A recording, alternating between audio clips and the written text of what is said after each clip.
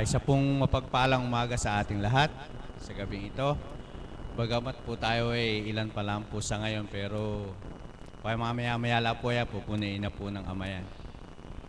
Kaya patuloy lang po tayong manalig at magtibay. Nawa po sa gabing ito, lahat po ng tatayo o titindig dito sa ating harapan na magsisipagbahagi po ng kanilang mga nadama o nakamtan nang mula po nang sila ay magpunta dito sa ating banal na dambana na naakay po, damhin lang po natin ang kanilang mga kapahayagan kung paano po nila nadama ang ating Panginoon, sapagkat kung ating pong dadamahin ang kanilang mga share, sigurado po 100% na kapupulutan po natin ng magagandang aral.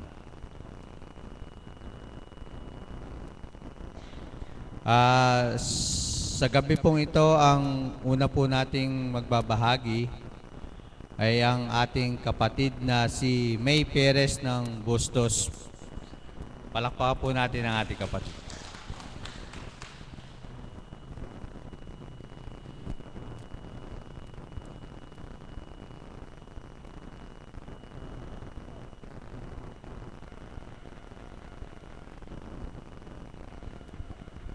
Isang mapagpalang umaga po sa ating lahat sa gabing ito. Buhay po ang Diyos. Kanina nga po, sabi ni kapatid na Ana nung nilapitan po ako, mag-share. Hindi pa po niya sinasabing mag-share, tumatango na po ako. Talaga pong sabi ko, oo sige, kasi po talagang ang Diyos ay napakabuti, napakadakila, makapangyarihan, mapagmahal, matapat po siya sa kanyang mga salita. Amen po ba? Amen po. Sabi nga po ni kapatid na Ana kanina, parang nakakalungkot naman, iilan-ilan. Di ba po, lalo nung nagsimula po tayo, no? Kung magbibilang tao po talaga tayo ng damdamin, parang nakalulumbay. Subalit nga po, sabi nga, may isa, dalawa o tatlong nagkakatipon, kasama po natin ng Panginoon. Amen po? Amen. Sabi nga po ng ating facilitator ni Caps ay maya-maya lang po pupunuin na yan ng Ama. Yun po ay ating angkinin at yun po ay magaganap. Ano po ang nais kong ibahagi sa inyo sa gabi pong ito? Noon pong October 16 po, kung di po ako nagkakamali, yung mga nakarinig po ng aking pagbabahagi, shinare ko po nung gabi na yon yung tungkol sa tinuran po ng mahal na apo nung nandun po kami sa 3rd floor tungkol sa kabiyak ng puso ko, na kung saan nga po naiinip na siya dun sa kanyang pag-alis.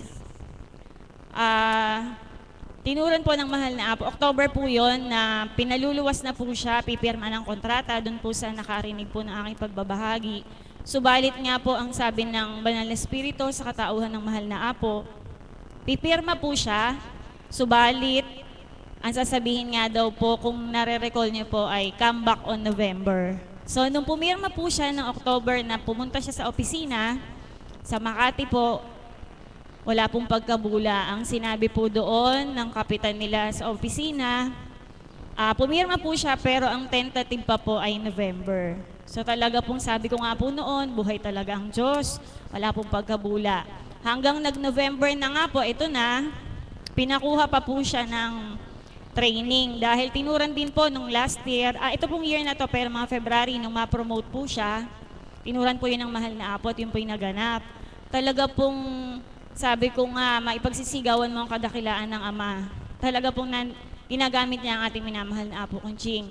Na kung saan nga po, pinag-training po siya. Alam niyo po ba yung training po na kinuha niya sa ano po, LPG, ang halaga daw po nun ay 35,000. Yung isa naman po, ito po hindi pagmamalaki, subalit pagpapahayag po ng kadakilaan at kabutihan ng Diyos. Yung isa pong training, 3 days lang po, ay umaabot naman po ng 20 plus. So kung anuhin po natin, napakalaking halaga. Pero dahil buhay po ang Diyos, wala po kaming binayaran, kahit 5, lahat po libre. Pamasahe lang po talaga papunta doon, ganyan po kabuti ang Diyos. So nakapagtapos po siya ng training, ang tentative po ay November 15 yung alis niya. Noong November 15 po, tumawag siya sa opisina kung matutuloy po Ang sabi nga po ni Kapitan, pre-post na daw po yung mga papel niya dun sa Greece, sa barko po, dahil naka-angkoray po sa Egypt yung barko, hindi po makapag-diskarga. So ang nangyari po, ang sabi po ni Kapitan doon sa Makati ay, ang tentative po ay November 27 to 30 hanggang ngayon po.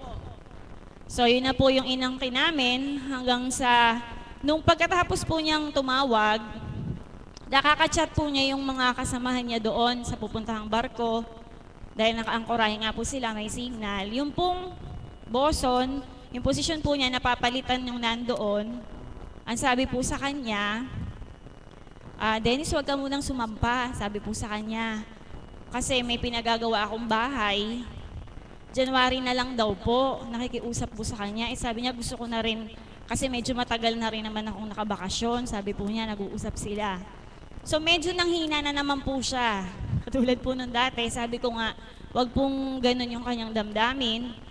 So nung pong sinabi yun noon, medyo ano po siya kasi, malakas daw po sa kapitan yung papalitan niya na yon. So ang sabi ko, pagka ang Diyos ang kumilos, wala siyang magagawa. Amen po ba?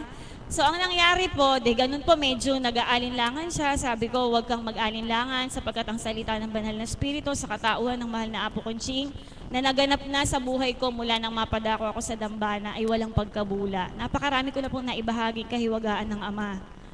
Yun nga po, ganun po, hindi po siya kumikibog pala po, naiisip niya, ganun. Malakas nga po sa kapitan. Ang ginawa naman po nung kapitan dito na ginamit ng ating Panginoon, inayos po yung papel niya dito po sa office nila sa Manila. Direct pong pinadala sa Greece dun sa kapitan doon. Pero medyo malapit nga po yung papalitan niya. Napakabuti po ng Diyos. Alam niyo pong naging dahilan? Napalitan po bigla yung kapitan doon. Buhay po ang Diyos, di po ba? Talaga pong siya yung kumikilos. Sabi ko, tingnan mo nga, pag ang Diyos ang kumilos, wala talagang makahadlang. Walang makapipigil kung ano yung gusto niya. Hanggang nung Monday po nito, nag-report po siya. Sabi niya, magre-report ako, baka matutuloy ako ng 27. Umuwi po siya nung gabi. Ang sabi raw po ni Kapitan, baka hindi ka matuloy kasi yung kasama mong aalis, yung certificate niya, marirelease pa first week ng December. Sabi ko po sa sarili ko, nako, hindi yan magaganap. Kasi pag naganap yan na December, magkakaroon ng pagkabulan sa salita ng Diyos. Hindi yan mangyayari. Sabi ko pong ganun. Umuwi po siya noon, alas 6 na, alam niyo po 7 o'clock, nasa bahay, nagte-text. Kunin mo na yung mga papel mo bukas, dumaan ka dito dahil tuloy ka na ng Wednesday. Buhay na buhay po ang Diyos. Talaga naman po, kasi sabi ko nga, kahit na, kanina po sabi ng Banal na Espiritu, maipagsisigawan mo ang kadakilaan ng Diyos. Totoong-totoo po. Dahil ito po yung nagaganap sa ating buhay. Batid ko po, lahat din tayo na nandito, mula nang tanggapin natin ng Panginoon, nagaganap po sa ating lahat. Napakasarap pong ipagsigawan. Sabi nga po, talagang pagka nanalig ka, pinagkatiwala mo na sa Kanya, siya na po ang gagawa. Siya na po ang kikilos dahil buhay po ang Diyos na ating pinaglilingkuran sa dakong ito sa katauhan po ng ating minamahal na Apo Conching. Kaya po nung Wednesday, hinatid na po namin siya. Salamat po sa Ama. Nag-text na po siya, maluwalhati po siyang nakarating doon. Sabi nga po ng mga co-teacher ko pag nagte-text, alam daw po nila nalulumbay. Siyempre po, di ba, bilang kabiyak ng puso. Subalit sabi ko nga, may lumbay man, nandiyan ang Ama. Amen po ba? Siya po ang bibigay ng aliw, magpapagalak sa aking puso. At ang pinakamaganda po doon na natanggap ko sa dakong ito ay ang kapanatagan ng isip, ng kalooban, ng buong katauhan. Kung saan ang nag-text po ang mahal na Apo nung galing na po kami ng airport, ganito po ang kanyang tinuran, mahal na anak ko, ang patnubay ng Ama ay di mawawalay sa Kanya, ganyan-ganyan po. At sa inyong kanyang pamilya, sino pa po kaya ang mag-aalala kung ganun po ang tinuran ng Banal na Espiritu? Amen po ba? Talaga pong, yun po yung dating wala sa akin, yung dating buhay ko, na hindi pa ako napupunta dito. Puno po ng bagabag, nagugulumihanan, puro takot. Kaya salamat po sa Ama, naakay po ako sa dakong ito. Lahat po yan ay pinagpupurit, pinagpapasalamat ko po sa ating Diyos Ama, Diyos Anak, Diyos Espiritu Santo. Kaisa po ang mahal na ina at ang taong kinalugdan niya, ang ating minamahal na Apo Conching. Meron pa po akong kaprasong ibabahagi. Noon pong November 14 to 15, nagkaroon po kami ng retreat, yung mga teacher po, ano. Ang kasama po namin ay si Father Albert, isa po siyang pare. Isa po siya sa may-ari ng aming paaralan. Dahil yun po ay corporation. So siya po yung nagbigay ng talk, kasama po namin siya sa Sambales. Napakarami pong naging pagninilay. Sabi ko nga, nung dating buhay ko, noong una po akong pumupunta dito, sabi ko, ano ba yung sinasabi ni, yung bago-bago pa lang po ako, sabi ko, ano kaya yung sinasabi ni Apo na magnilay, magbulay, magtantong tuwiran, hindi ko ako naintindihan. Nung una po yan, sabi ko, ano ba yun? Ano ba yung pagninilay na ginagawa? Salamat po sa Ama. Tinuro po niya sa akin kung paano yon. At yun po ay napakalaking bagay kung papaanong lumalalim ang ating pong pananampalataya sa ating pagninilay na ginagawa po sa ating buhay, kung ano po yung mga nagaganap. Nung pong retreat na yon, nagtotalk po si Father, no? Habang nagtotalk po siya, tungkol po sa worries, fear, ganyan po eh. English po yung binabasa niya, yan. Ako naman po sa sarili ko, amen, amen. Kasi po, narinig ko na po yung sa banal na spirito. Pero hindi po yan pagmamalaki. Kumbaga po, narinig ko na yan, natutunan ko, ganun po. Hanggang, habang nagtotalk po siya, nagninilay po ako, sabi ko, parang kulang, ganun po. Sabi ko, iba talaga pag banal na spirito nagtuturan. So, nakikinig po ako, amen lang po ako ng amen, hanggang nag-aano po yung damdamin ko, gusto ko pong mag-share. Nung gabi po, pinahintulutan ng Ama maganap. Pinag-group po kami, 3-3, at may mag-share po sa isang grupo. Talaga pong tumayo agad ako. Nagbahagi po ako, sabi ko, Ama, loobin mo. Alam ko yung ihahayag ko mula sa'yo. Yun po ay yung tinuturan mo sa katawan ng mahal na Apo. So nakapag-share po ako, napakabuti po ng Diyos. Nung pong pagtayo ko pa lang, sabi po ni Father, kasi sabi ko po, magandang umaga po sa gabing ito. Sabi po ni Father agad, ay bakit umaga? Ganun po agad siya.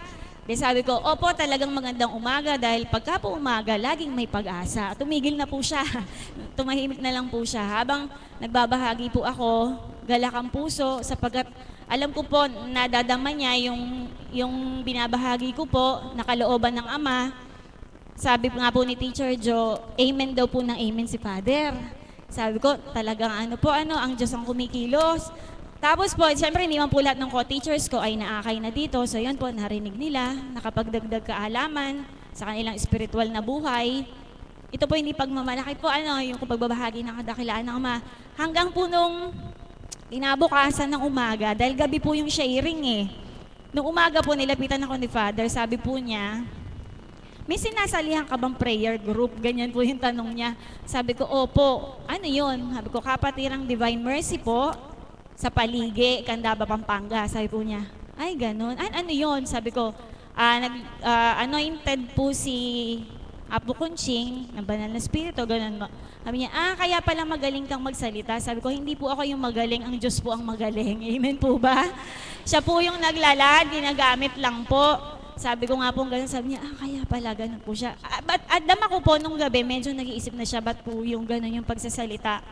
Sabi ko talaga napakabuti ng Diyos. Ang naging pagninilay ko po doon, noon pong nagsasalita siya hanggang nag-session po ulit kami nung umaga. Ito po hindi pag-aano po sa mga pare dahil tayo po marami nang narinig na nangangaral, marami na po tayong nakikita, naririnig sa TV, yung mga ibang samahan po, Ako po marami na rin naringgan ng retreat masters. Kasi ni-share nga po ni Madam Beth yun sa mga Catholic school po, ganun eh. Pag pumunta ka, umattend ka, nung araw na yon, mga 3 araw, nasa iyo pa po yun, tapos nawawala na. Tapos sabi nga po di ba ni Mami Beth, nung minsan shinare niya, nag-retreat siya, nung pag-uwi niya, nagalit siya kasi maraming kalat sa bahay. Totoo po yun. Nung dating buhay ko din po, ganun. Pag nagre-retreat, ang bait-bait ko po sa una. Pero po pag nawawala na. Ang naging pagninilay ko po, sabi ko, talagang iba. Ang pagsasalita, hindi po ako sa mga pare, tsaka yung mga po, dahil ginagamit din po sila ng ating Panginoon para sa ating mga tao. Subalit, napakalaki po ng kaibahan. Kaya talagang sabi ko, Ama, talagang totoong-totoo, ginagamit mo ang mahal na Apo Kunching sa iyong pagpapahayag. Totoong-totoo po, iba yung dama po eh. Kanina, binanggit nga po yun eh. Parang si Mother po ba yung nagsabi ng Ang may pandinig ay nakadinig, ang may pandama ay nakakadama. Yun po yun eh. Yung dito po sa dakong ito, pagka po dinadama natin, pag tinatanggap po natin, at higit po sa lahat, pag sinasabuhay po natin, yung mga aral na narinig natin sa banal na Espiritu, totoong-totoo po, dumadalo yung kapangyarihan ng Diyos. Amen po. Amen po. Napakabuti po talaga ng Diyos. Siguro po, hanggang dito na lang muna, sa susunod po uli. Maraming salamat po. Salamat kapatid. Patunay nga po na napakahiwaga ng ating Panginoon kung siya nga po ay ating pagtitiwalaan. At sa ating pong mga kapatid na kuminsan nagugulumihanan, siguro wala naman po ibang magandang paraan o matibay na paraan para po tayo ay mapanatag yung patuloy nga po tayong manalangin sa ating Panginoon. Pakisabi na lang po sa Mr. nyo, 9.5 po yung paa ko. Joke lang po. Ang susunod po nating magbabahagi ay isa pong alagad, ang ating kapatid na si Marie de la Cruz ng Sarok.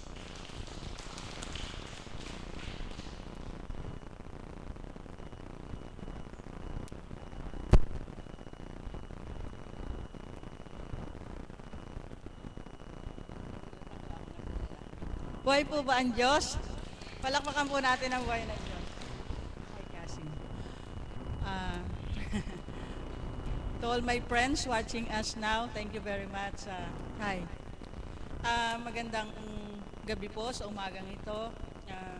Bagamat tayo ngayon ay kakaunti sapagkat ngayon ay feast day ng Saint Andrew, kaya lahat ng halos ng tao o tagasunod o mga alagad ay nasa sa kanilang mga tahanan upang celebrate o entertain ang kanilang mga bisita. Amen po ba? Subalit sabi nga ng Panginoon, may isa o dalawa o tatlong nagtitipon sa kanyang pangalan, siya ay narito. Palakpakan po natin ang buhay ng Diyos. Hindi po masasayang ang pagparito natin bagamat tayo ay iilan sapagkat ang banal na Espiritu sa tuwin ay nangungusap sa atin. Konti man tayo o marami, subalit siya ay hindi nagsasawa sa atin. Amen po ba? Higit lalo kung kahit na konti tayo, subalit ninanamnan natin ang bawat salita niya, higit tayong magbebenepisyo. Amen po? Palakpakan po natin ang buhay ng Diyos. Ano nga po ba, ang i-share ko po, ano nga po ba ang pagtatalakay natin kung paano natin pinararangalan ang isang santo na pumanaw na naging alagad ng ating Panginoong Hesukristo nung kasalukuyang siya ay nasa lupa pa. Sa mga hindi pa nakakakilala sa banal na Espiritu, sinasamba nila ang bawat santo. Amen po ba? May kani-kanila silang panata sa bawat santo na kanilang pinupuntahan. Depende sa bawat lugar kung sinong santo ang nandoon, katulad sa Palige, Saint Andrew. Ang paniniwala nila minsan, dumudulog sila doon dahil mayroong gustong magkaanak, sapagkat sabi nila si Saint Andrew nagbibigay, yun ay isang santo para maging magkaanak o maging pregnant ang isang tao. Subalit, yun ay, kung pagninilayan natin, hindi rin magaganap yun kung hindi kalooban ng ating Panginoon. Amen po ba?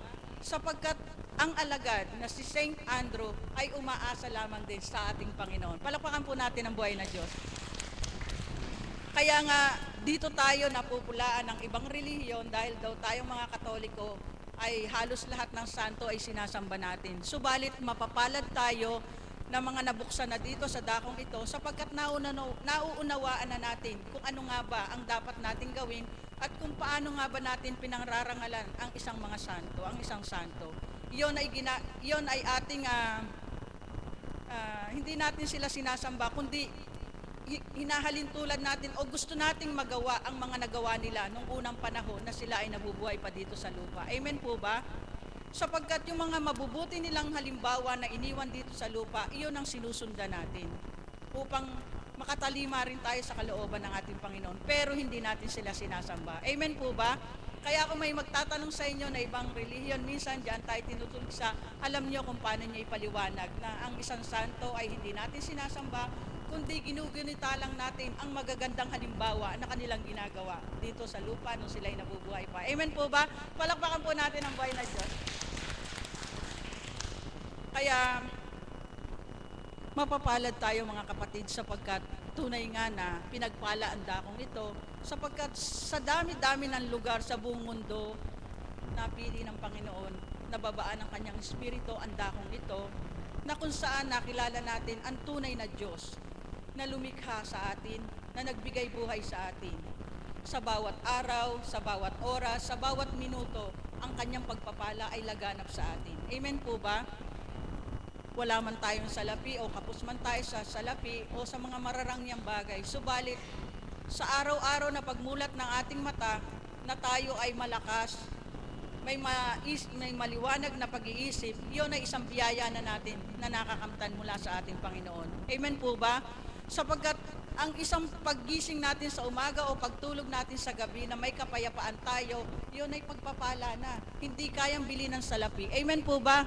Sapagkat yung iba, sabi nga mayaman sila, kala natin maganda ang mayaman, hindi po pala. Sapagkat napakarami nilang iniisip at marami rin silang utang. Amen po ba? Na kala lang natin maganda silang manamit, may mga sasakyan sila, nabibili nila. Pero sa kabila ng kanilang pag-iisip, balisa sila sapagkat marami silang iniintindi sa kanilang buhay. Natatakot sila, baka sila ma-hold up, yung mga anak nila may bodyguard at baka hold upin. Iyon ay isang kabagabagan. Subalit tayong wala tayong kinatatakutan dahil alam natin na ang Diyos ay nasa atin. Palakpakan natin ang buhay na Diyos. Kaya mga kapatid, huwag tayong malumbay lalo na ngayon darating ang Kapaskuhan kung saan hindi man natin batid at hindi naman talaga ang December 25 ang talagang petsa ng pagsilang ng ating Panginoon.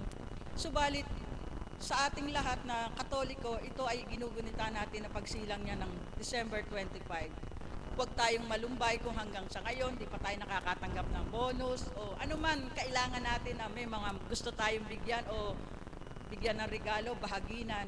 Subalit wala pa tayong pinansyal na hawak. Huwag tayong mag-alala sapagkat ang Panginoon ay masurpresa. Umasa lamang tayo sa Kanya. Manalig at manampalataya, kinabukasan may anghel na gagamitin para ibigay ang mga kagustuhan niyo at kahilingan. Palakpakan natin ang buhay ng Diyos. Kaya nga, bakit tayo laging dapat masaya pag nandito tayo sa dakong ito? Na kung ano man yung iniisip natin sa ating kaisipan na may problema tayong dinadala sa ating pamilya, may mga pagsubok tayo na may karamdaman, lahat tayo may kaharaingan sa Panginoon. Amen po ba? Supalit mapapalad tayo sapagkat meron tayong daingan na Panginoon na batid natin na tayo ay pinakikinggan sa bawat sandali ng ating panambitan. Amen po ba? Kung iisipin natin nung wala pa tayo dito, pag lagi tayong nananalangin sa isang simbahan, hindi natin alam kung dinidinig tayo ng Panginoon. Amen po ba? Kasi minsan paulit-ulit tayo, lagi ang hinihingi natin, pero walang katugunan. Amen po ba? Subalit dito, on the spot, may katugunan tayo. Lakpakan natin ang buhay na Diyos. Ganyang kadakila ang Panginoon sapagkat sabi nga, katulad ng sabi ni Sister May kanina, kakaiba si Apo Kunching. Tunay na kakaiba. Sapagkat ito lang masasabi ko, sapagkat ang salita ng Diyos ay buhay. Sino ba ang gumagamit sa Apo Kunching? Di ba ang ating Panginoon? Kaya lahat ng salita niya ay may buhay. Palakpakan po natin ang buhay ng Diyos. Sapagkat doon mo mapapatunayan na ang isang tao ay pinaghaharian ng Espiritu, na ang bawat ibinubuka ng kanyang labi, tumatago sa puso mo. Iyon ay tinatawag. Kaya nga sabi ng Panginoon, nung ipinadesign sa akin ang dambana na ito na binigay niya sa akin ang lahat ng anggulo ko, anong di-design kung bawat partisyon, sabi ko sa kanya, Panginoon, bakit wala pong bell kayong pinalalagay sa akin? Walang bell. Ang sabi niya, anak, hindi na kailangan. Sapagkat sino man ang makakarinig ng aking salita sa katauhan ng Apo Kunching, higit pa sa bell, sapagkat iyon ay buhay na tumitimo sa ating puso. Palakpakan po natin ang buhay na Diyos sa katauhan ng ating mahal na Apo Kunching. Ganyan kadakila ang ating Panginoon. Sayang po ba ang pagparito nyo? Palakpakan po natin ang buhay na Diyos. Kaya po mga kapatid, sa bawat sandali ng ating buhay, mayroon man tayong pinagdadaanan, huwag tayong malumbay sapagkat mayroon tayong Diyos na magtatawid sa atin. Malumbay tayo kung tayo ay nagkakasala at lumalayo sa Kanya. Sapagkat sabi nga, minsan Pagka mababaw pa ang iyong pananalig o pananampalataya sa ating Panginoon, sinusubukan tayo ng Panginoon. Amen po ba? Pero huwag kayong pasubok, sapagkat pag nasubukan tayo, wala naman tayong ibang pupuntahan eh. Siya lamang. Pag nagtampo tayo sa Kanya, saan tayo pupunta? Sa impyerno na siguro, sapagkat wala na eh, tinakbuhan natin ang Panginoon eh. Kaya anuman ang mangyari sa atin, anuman ang pagdalisay na dumarating sa atin, kapit lang tayo, sapagkat on the spot, malalaglag ka na, iaahon tayo ng ating Panginoon. Amen po ba? Palakpakan po natin ang buhay na Diyos. Kaya po mga kapatid, sa amin pong mga alagad, ilan man po kami ngayon na narito sapagkat yung iba nga po ay halos tigapaligi. Kung paano nga pinipilit ng bawat isa na sa tuwina ay makaparito, makapakinig ng mensahe ng banal na Espiritu, sapagkat iyon ang nagbibigay kalakasan sa bawat isa sa amin. Iyon ang nagiging panuntunan namin sa bawat araw ng aming buhay na kami ay binibigyan ng pagkakataon ng ating Panginoon na bigyan pa ng buhay upang iyon ang maging sandata namin sa bawat araw na anuman ang dumarating, mayroong kaming panglaban.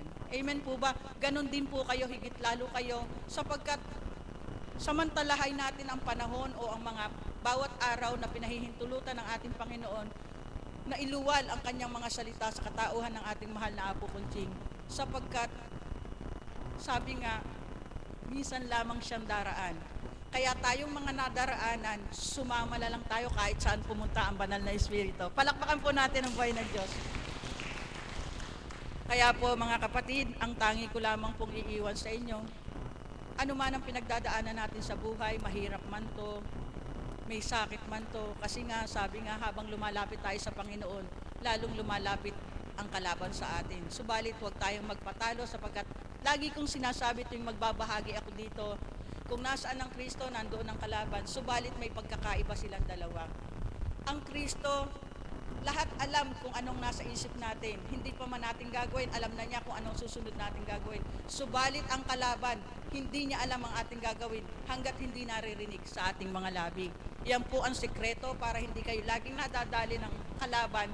Kung may nararamdaman kayo, makipagniig kayo sa banal na Espiritu sa pamamagitan ng isip, huwag puro salita, sapagkat para hindi kayo marinig ng kalaban at hindi kayo tirahin ng kalaban. Kung saan kayo mahina, dun lagi siya titira sa inyo. Kaya bigyan nyo ng diskarte para hindi kayo matalo. Amen po ba? Palakpakan po natin ang buhay na Diyos. Hanggang dito na lang po at maraming salamat po at magandang umaga sa inyo lahat. Palakpakan po natin ang buhay na Diyos. Salamat po.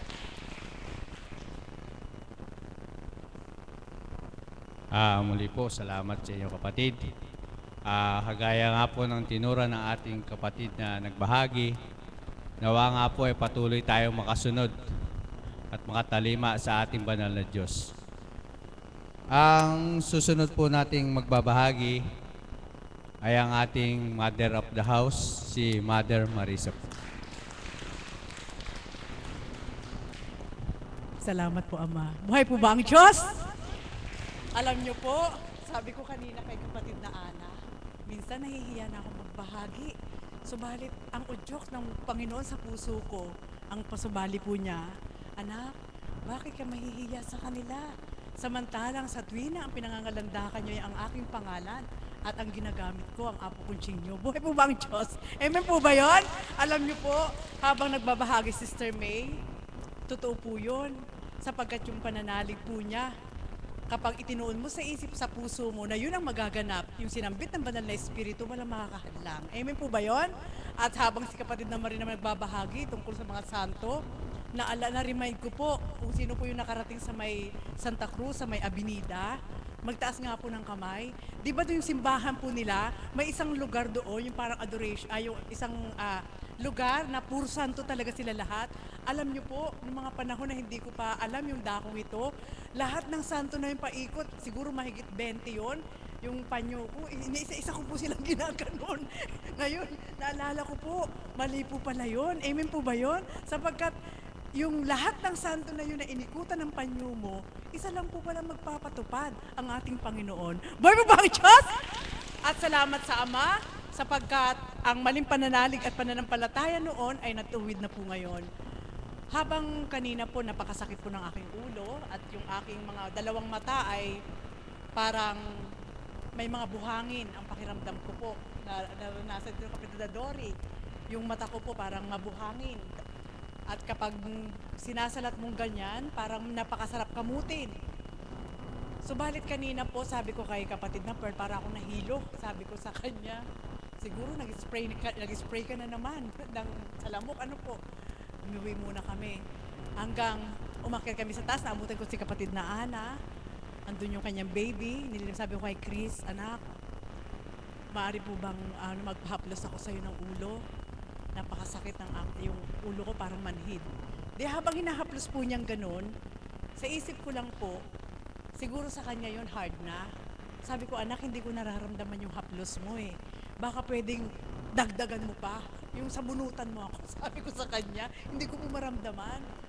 At habang hinihila po niya yung buhok ko, hindi ko napansin na umiikot hanggang dito, yung mata ko, nararamdaman ko po na parang ginaganon pa rin po. At gumuguhit po na parang kuryente dito sa may gilid ng aking ulo. Ang sabi ko sa Ama, ito po kaya'y sanhi ng hindi ko pagtulog ng ilang araw, na tuwing madaling araw po, alas 12, pagdulog, hanggang alas 13:30, hindi na po ako nakakatulog eh. Kapag nagbabahagi po ang banal na Espiritu, na yun po yung time na napakatahimik po kasi. Yung oras ng 12 to 3, is lahat ng tao halos yun ay tulog na. Ang maririnig mo na lang ay yung kung may huhuni na ibon, o dili kayo may tatahol na aso. At yung oras na yun, kahit sa loob ng bahay, lahat tulog na, yun ang pinakamatahimik na oras para makapagniig ka sa Panginoon. Amen po ba yun? Kaya kanina, sabi ko kay Chris, anak, nararamdaman ko na, sabi ko sa kanya, sabunutan mo pa, sabi ko, hilahin mo pa ng todo. At salamat sa Ama, eto po, wala na pong masakit sa ulo. Kaso lang hindi alam ni Chris, pagtalikod ko po, nakita ko po yung sabunutan ng aking ulo, napakarami pong nalugas sa buhok. Buhay po ba ang Diyos? Amen po ba yun? Kaya sa madaling salita mga kapatid, kaya ko lang po binahagi yun, yan po ang buhay namin eh. Bilang mga alagad, sabi nga, tuwing nararamdaman po namin ang paglingap ng ating Panginoon, sa pinakamaliit man sa paningin ng tao at pinakapayak, sa amin po yun ay napakagalak na. Amen po ba yun? Totoo po yun. At yan po yung ibabahagi ko sa inyo. Sa nararamdaman niyo pong lamig ngayon, anong naaalala niyo? Bukas, Pasko na. Buhay po ba ang Diyos? At habang nakahiga po ako, sabi ko nga, Ama, sinasabunutan ni Chris ang aking ulo. Ang pagninilay ko po ay ito. Sa dating buhay, kapag tumasapit ang Disyembre, nung hindi ko pa kilala ang banal na Espiritu sa katawan ng mahal na Apo, naroon na kaagad yung alalahanin mo sa isip mo. Ano yung una mo ipaghahanda?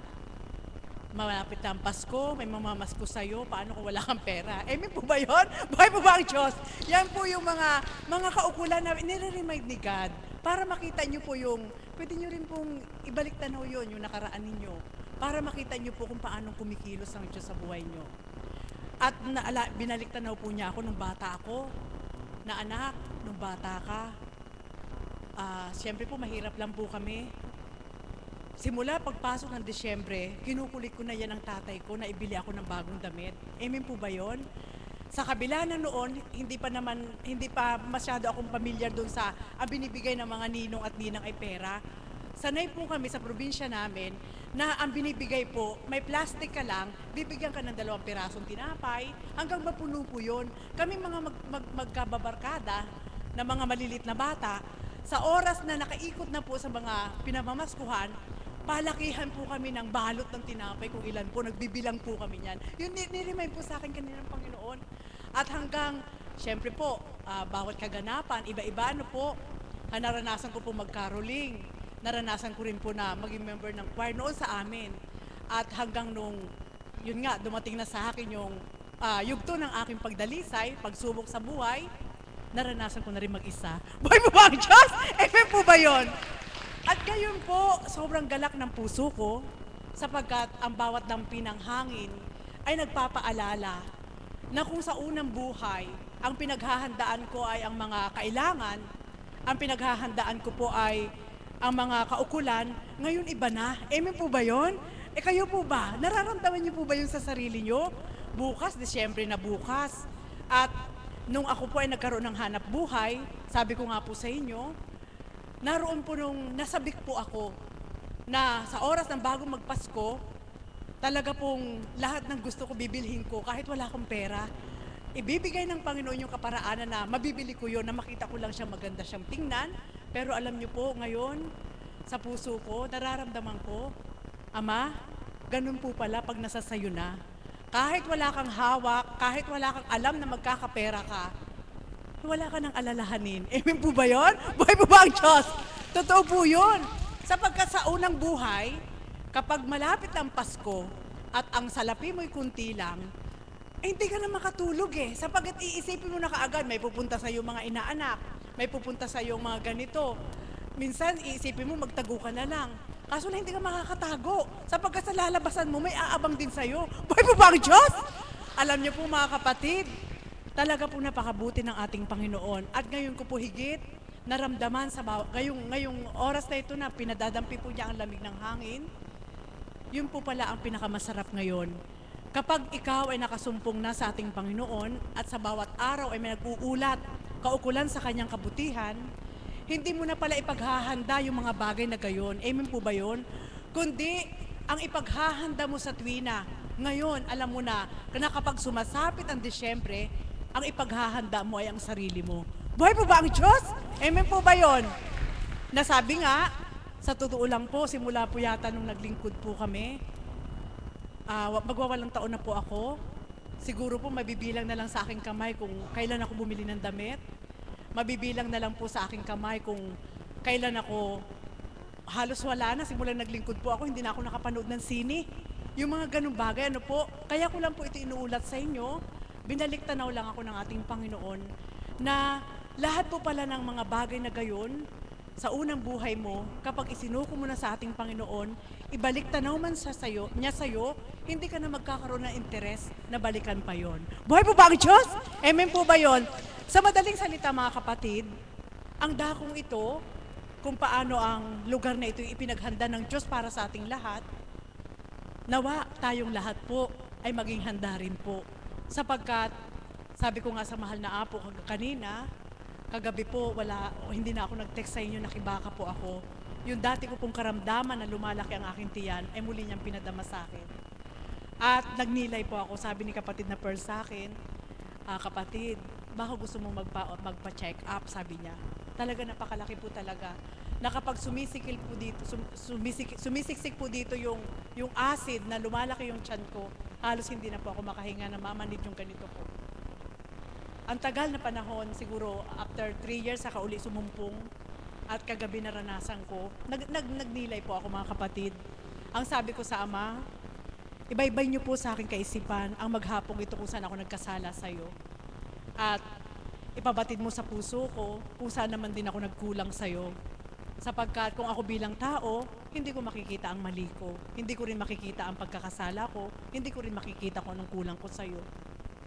Habang napakalaki po talaga. Siguro 7 months akong buntis kagabi. Na sabi ko nga, inahaplos ako ni kapatid na Pearl sa likod. Sabi ko sa kanya, kapatid, na-find out ko na kung bakit ako nagkaroon ng ganito. Gusto ko pong iulat ito sa inyo. Siguro po, maaaring sabitin nyo na totoo kaya yon o baka gumagawa lang siya ng salita. Pero totoo. Ito po ang pinakita sa akin ng Ama. Nang naramdaman ko yung sakit muli na yon, naramdaman ko sa puso ko na mayroon ako nakakaligtaan na hindi ko natutupad.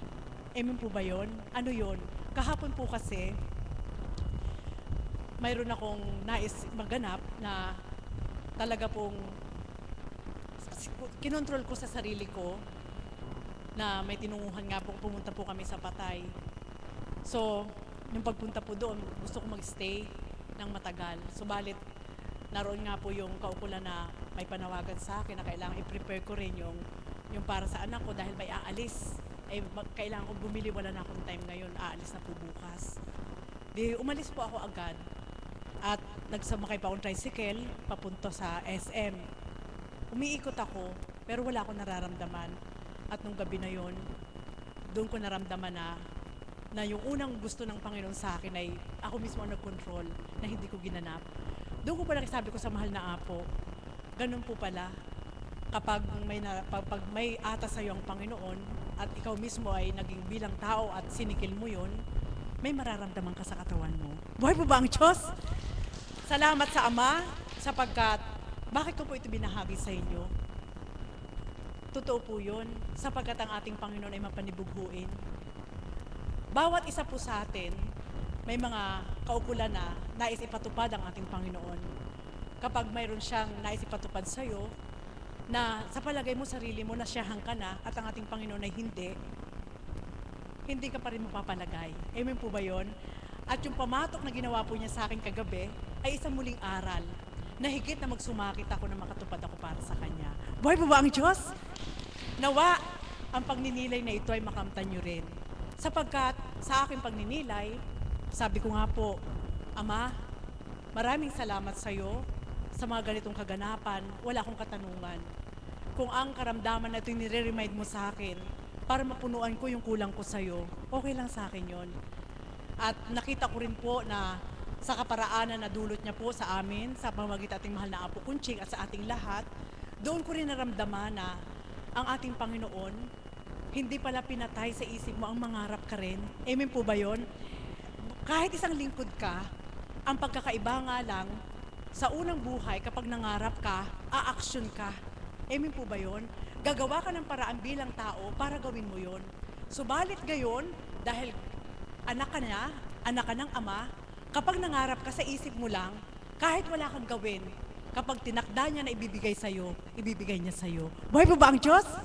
Kaya, mga kapatid, yun lang po ang napakasimple na aking natutunan, na kagabi ko lang higit na ramdaman, na mayroon na po palang pamatok na binibigay ang Ama sa akin, sa aking katawan, na kailangan higit. Sabi ko nga, kung makikita ako ng iba, hindi pa kaya sapat yung paglilingkod niya. Alam niyo po, para sa akin, hindi pa sapat.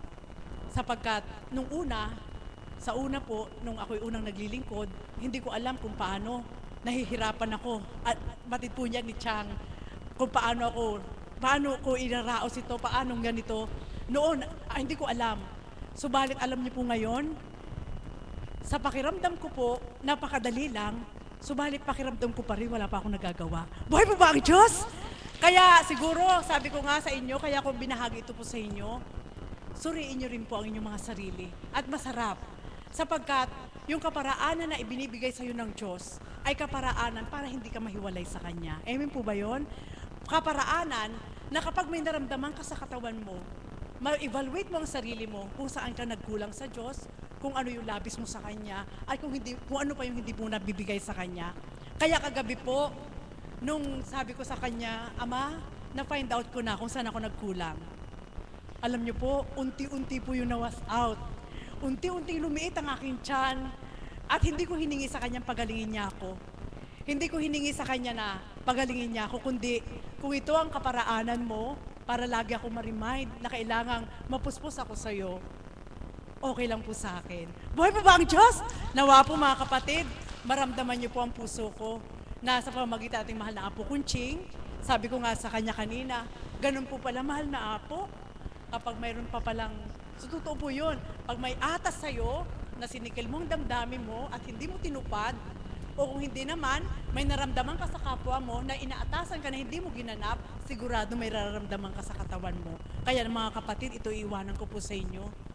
Sa kaparaanan pong ganito na binahagi ko po sa inyo, doon masusuri nyo pag-aari na kayo ng Diyos. Amen po ba yun? Sapagkat kung hindi nga niya gagawin yun, hindi mo mapapahalagahan yung kaloob niya sa'yo.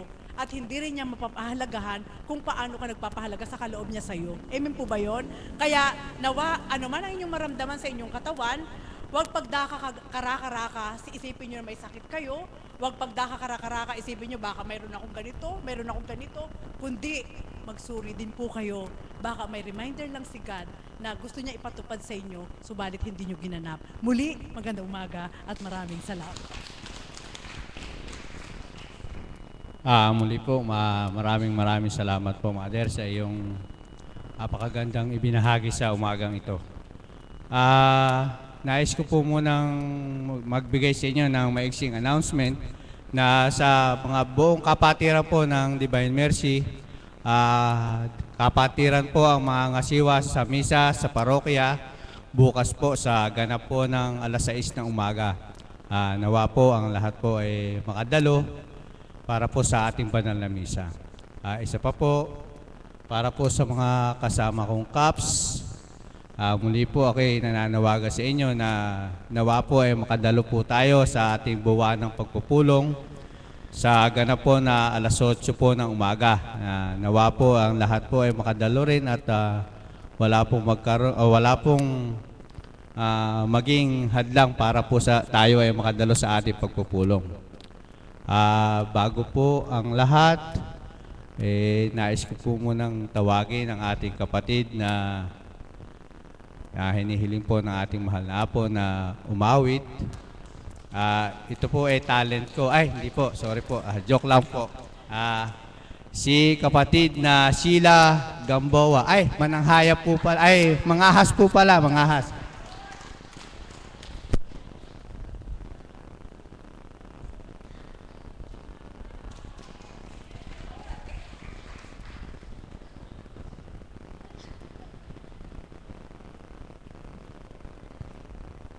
Para po sa inyo, Ama. Magandang umaga po sa inyo lahat. Paano kita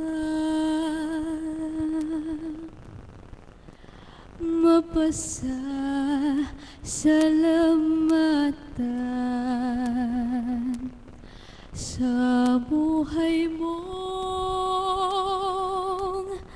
sa'kin ibinigay. Ngayon lamang ako nagmahal ng tunay sa tanang aking buhay.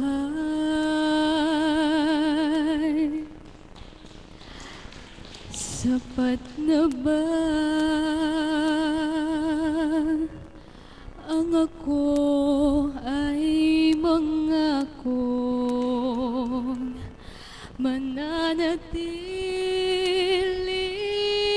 ka dito sa aking puso? Paano kita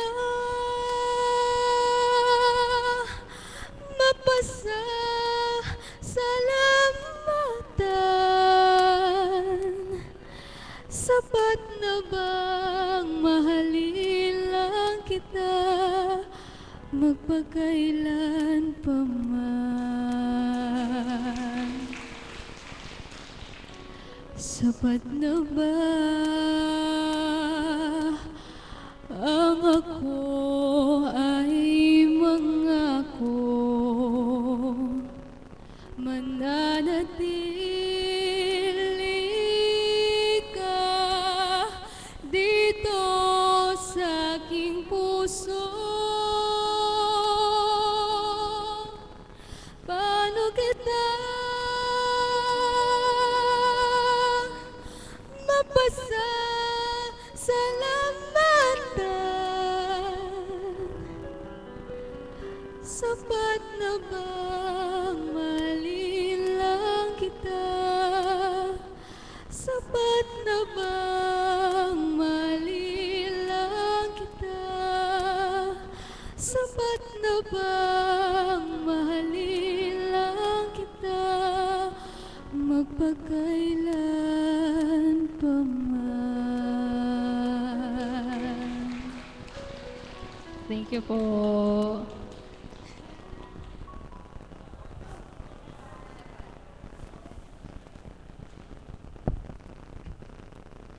Muli po, para po sa inyo, para po sa ating Ama. Amazing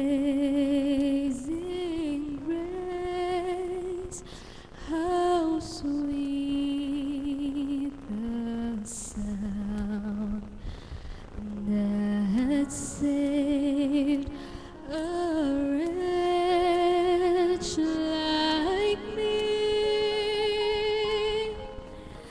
I once was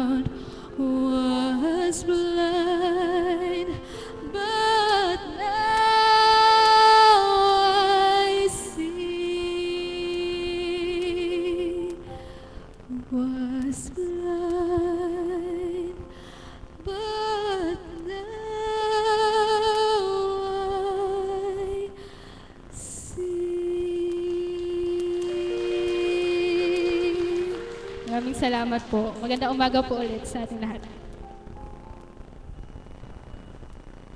Salamat sa iyo, kapatid. Tunay nga pong napakaganda ng iyong tinig. Iyan po biyayang dulot sa atin ng Panginoon. Inaanyayahan po ang lahat na magsitayo upang awitin ang awit na